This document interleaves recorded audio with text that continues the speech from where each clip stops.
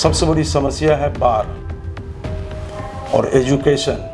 हमारे इलाके के बच्चे बहुत दूसरी जगह जा कर के पढ़ाई लिखाई करते हैं और हमारे यहाँ सुविधा नहीं है। नौजवानों का सबसे बड़ी अभी एक बड़ी तबके नौजवानों को नशा में जा रहा है, उसको नशा मुक्त अररिया करवाएं। ऐसी बेरोजगारी जो मैं आपको बता नहीं सकता हूँ। लोग अपने छोटे छोटे बाल बच्चे को रख करके दूसरे ज़िला में जाकर खटते हैं। मैं उसको पहले रोकने का कोशिश करूँगा। अगर ये सुविधा मेरे ज़िला में हो जाएगा तो क्यों लोग बाहर जाएंगे कमाने के लिए। अगर पार्टी टिकट नहीं देती है, क्योंकि अररिया से सिटिंग कांग्रेस के विधायक हैं, जाहिर सी बात है कि मुश्किल होता है सिटिंग विधायक का टिकट कटना, तो उस स्थिति में आप क्या करेंगे?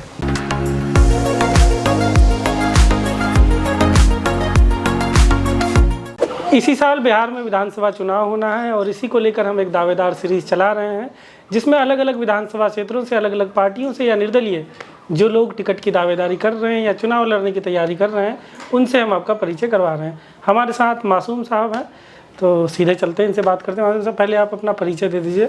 मैं मोहम्मद मासूम रज़ा 049 अररिया विधानसभा कि मैं कांग्रेस के पीसीसी डेलीगेट में हूँ। इससे पहले मैं यूथ कांग्रेस के जिला अध्यक्ष, NSU का जिला अध्यक्ष व नगर अध्यक्ष रहा, ब्लॉक प्रेसिडेंट कांग्रेस पार्टी में रहा, फ्लैक्सी माइनॉरिटी डिपार्टमेंट के चेयरमैन रहा। अभी मैं प्रेजेंट में पीसीसी डेलीगेट हूँ और माइनॉरिटी डिपार्टमेंट के जनरल सेक्रेटरी हूँ बिहार में।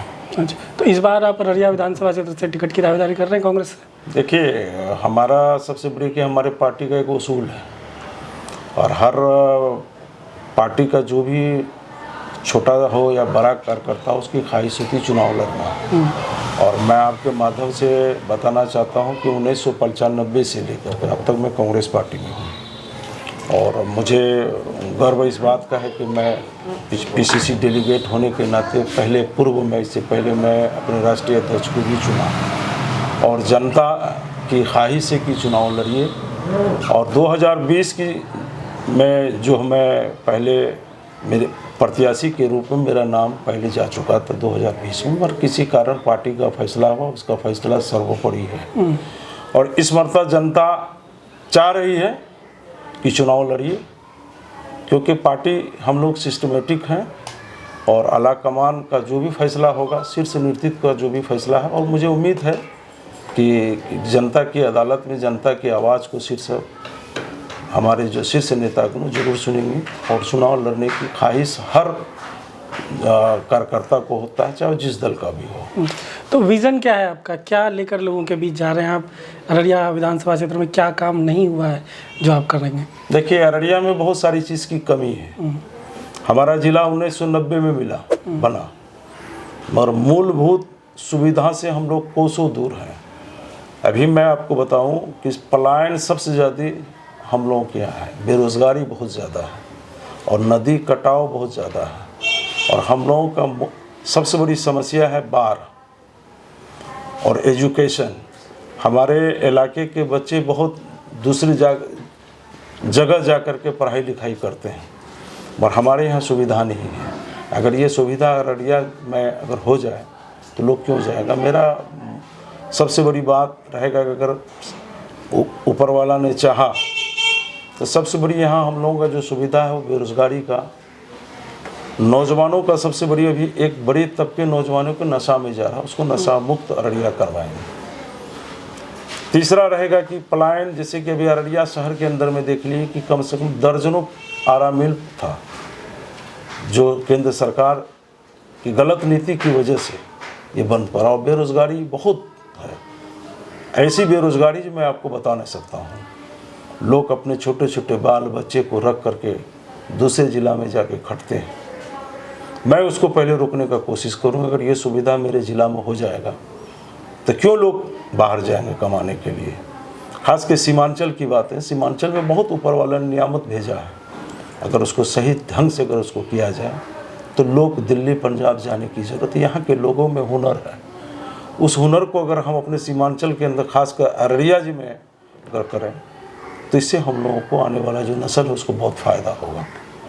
इससे पहले आप कोई चुनाव लड़े हैं पंचायत स्तर पे या विधानसभा स्तर पे कहीं? देखिए, इससे पहले हम पार्टी के इसमें चुनाव लड़े थे, यूथ कांग्रेस का, उसमें जो कि हम लोग जनरल सेक्रेटरी हुए थे। उसके बाद नगर चुनाव हम तो नहीं लड़े, हमारे घर से हमारी बड़ी भाभी लड़ी 2017 में। मुख्य पार्षद? हाँ, नहीं, वार्ड पार्षद तो उसमें जीती। और 2022 के अंदर में थोड़ा सा वोट के अंदर में हम लोग चुनाव हार गए। और पिछले साल 2017 में जो हम चुनाव जीते, बहुत पूरे जिला के अंदर में सबसे ज़्यादा मार्जिन से हम जीते। वार्ड पार्षद? जी, वार्ड नंबर 11 खड़िया बस्ती से हम जीते। जी। तो अब प्राथमिकताएं क्या रहेंगी? एक तो आपने बताया, और कुछ 2-4 चीज़ें जो आप सबसे पहले एकदम जीतते ही करना चाहेंगे? यहाँ सबसे बड़ी प्राथमिकता है बेरोजगारी। अच्छा, वही जो आप बताए बेरोजगारी। बहुत ज़्यादा बेरोजगारी है और बाढ़ की समस्या है। पलायन, नौजवान जो बाहर जाके काम कर रहे हैं, नशा का जो अभी जो हमारे नौजवान तबके में जो चला गया है, और एजुकेशन, ये हम लोगों का मूलभूत समस्या है। अगर पार्टी टिकट नहीं देती है, क्योंकि अररिया से सिटिंग कांग्रेस के विधायक हैं, तो जाहिर सी बात है कि मुश्किल होता है सिटिंग विधायक का टिकट कटना, तो उस स्थिति में आप क्या करेंगे? जनता की अदालत में है, जनता का जो भी फैसला होगा सर्वोपरि है। और मुझे यकीन है कि जनता की अदालत का फैसला सर्वोपरि होता है। और जनता जो चाहेगा, अगर जनता बोलेगा कि नहीं आप चुनाव लड़िए, तो फिर मैं जनता की बात के लब्बे कहूँगा। अगर जनता बोलेंगे कि नहीं चुनाव नहीं लड़िए, तो नहीं लड़ूंगा। और मुझे यकीन है अपने शीर्ष नेतृत्व पे जो कांग्रेस पार्टी के हमारे राष्ट्रीय अध्यक्ष हैं, तो इस मरतबा बदलाव होगा पूरे बिहार में। यही नहीं पूरे बिहार की बात कर, बदलाव होगी। और नए अभी राहुल गांधी जी का जो युग है, वो नए युग में हम लोग जा रहे हैं। और अभी से बहुत सारा चीज़ कांग्रेस पार्टी में बदलाव होगा और नौजवानों को ज़्यादा प्राथमिकता देगी पार्टी, मुझे यकीन है। और नौजवानों को प्राथमिकता देगी और नौजवान संघर्ष, क्योंकि हम लोग संघर्ष 1995 से पार्टी में हैं। मुझे यकीन है कि मुझे प्राथमिकता मिलना चाहिए और ऊपर वाले पे भरोसा है कि, और मैं फिर आपके माध्यम से कि पार्टी का जो नेतृत्व, जो शीर्ष जो फैसला होगा, मैं उस फैसला को सराहूंगा।